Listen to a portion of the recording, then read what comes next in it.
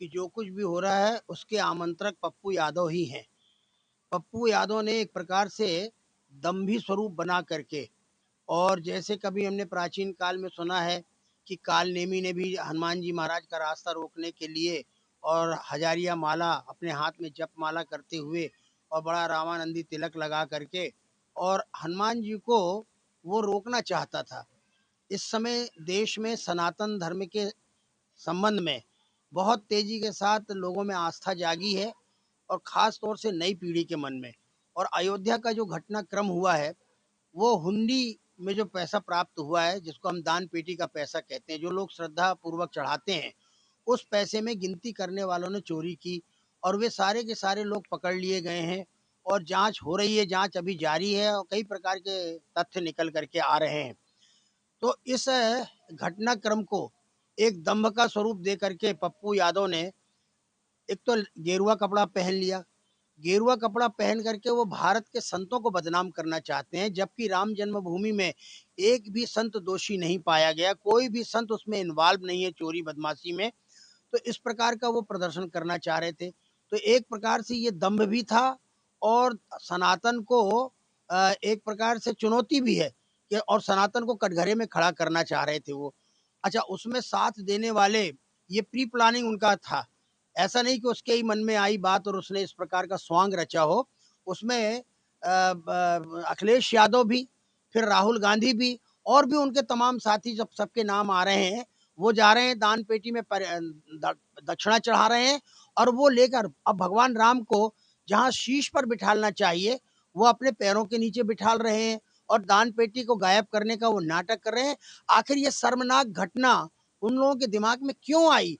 और संसद जैसे जो लोकतंत्र का पवित्र मंदिर है, उस मंदिर में हमारे चुने हुए जनप्रतिनिधि हैं, और इनके द्वारा यदि इस प्रकार का आडंबर और दंभ किया जा रहा है तो आक्रोश आना स्वाभाविक है। अब उनकी पत्रकार वार्ता कल हुई।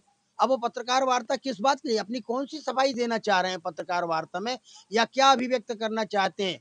माना कि वहां सुनने में आया कि किसी ने चप्पल मारा, जूते मारा, जो भी हुआ हो, ये आक्रोश जब मन में आता है तो इस प्रकार की अप्रिय घटनाएं, मारपीट की और अपमानित करने, तुमने अपमान करने में राम जी को छोड़ा नहीं, तुमने अपमान करने में राम भक्तों को छोड़ा नहीं। अरे तुम्हारे ऊपर, तुम्हारे तो चेहरा वहां काला किया जाना चाहिए था, तुम्हारे ऊपर तो जूते चप्पल जोरों से चलने चाहिए था, और चोटी पकड़ पकड़ के हनुमान भक्त होते तो पटक पटक के मारते, हम उसका भी समर्थन करते, क्योंकि तुम संस्कृति का अपमान करने में नहीं चूक रहे हो। और फिर हम ये भी कह सकते हैं कि तुमने ही अपने लोगों को, ये भी तुम्हारा दम्भ हो सकता है कि अपने ही लोगों को खड़ा कर दिया हो कि तो हमारे ऊपर जूते चप्पल चलाओ ताकि इनको हम बदनाम करें, पत्रकारों को। पत्रकार तो एक जो वातावरण बनता है, उस वातावरण में आपके मन की निकाल करके और समाज के मन में क्या प्रतिक्रिया हो रही है राम भक्तों के मन में, वो उसको अभिव्यक्त करने का काम करते हैं। इसलिए कभी भी कोई पत्रकार बदतमीजी नहीं करता, पत्रकार कभी भी जूते चप्पल नहीं चलाता, बल्कि मैंने देखा कि पत्रकारों को अपमानित करते हैं लोग, तब भी वो बड़े धैर्य पूर्वक और उस बात को सुनते हैं। मैंने एक महापुरुष का वक्तव्य सुना और उसने धोखे से संत कह दिया, और धोखे से उसने महात्मा जी कह दिया, बोले तुम मुझे संत मत कहो, तुम मुझे महात्मा मत करो, मैं शंकराचार्य हूँ, फलाना हूँ, ढिमाका हूँ। तो वो भी बड़े धैर्यपूर्वक, एक महिला पत्रकार थी। तो ये बदतमीजी क्या है? ये सब ऐसे दम्भी लोगों की बदतमीजी है, और ऐसे लोगों को तो सबक सिखाना ही चाहिए।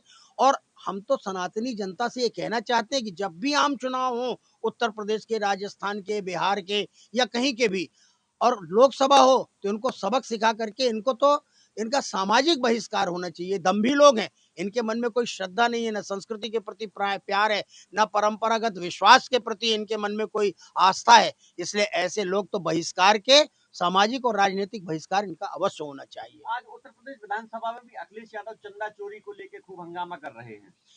पहली बात तो ये लोग अनर्गल प्रलाप कर रहे हैं, मनगढ़ंत बातें कर रहे हैं, और तरह तरह की बातें उठा के इसको ये टारगेट बना रहे हैं, और ये साथ साथ नैरेटिव सेट कर रहे हैं कि 2027 में जो उत्तर प्रदेश का चुनाव है वो किसी भी प्रकार से भारतीय जनता पार्टी जीतने ना पाए, और फिर 2029 का चुनाव जो लोकसभा का होने वाला है। और इस बात को हम लोगों ने भांप लिया है, जब केंद्रीय मार्गदर्शक मंडल की हरिद्वार में बैठक हो रही थी, उसी समय सारे संत जो भारतवर्ष के 250-300 संत बैठे थे, उनके दिमाग में ये बात आ गई कि हम किसी भी कीमत में ये नैरेटिव सेट नहीं होने देंगे। हाँ, जो चोरी हुई है, जिसके लिए एसआईटी बिठा ली गई है, जांच हो रहे हैं, और जो अपराधी हैं वो अपराधी पकड़े जा रहे हैं, ये बात ठीक है, लेकिन इसका ये मतलब नहीं है कि तुम इसको लेकर के कुछ भी अनर्गल प्रलाप करते रहो।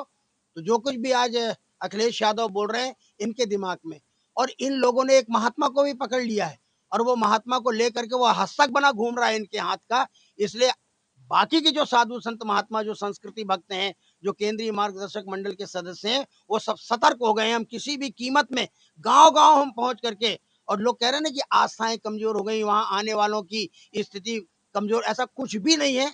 लोग बड़ी संख्या में जा रहे हैं भगवान राम के दर्शन करने के लिए। किसी घटना के कारण आस्था कहीं विगलित नहीं होती, विश्वास कहीं विगलित नहीं होता।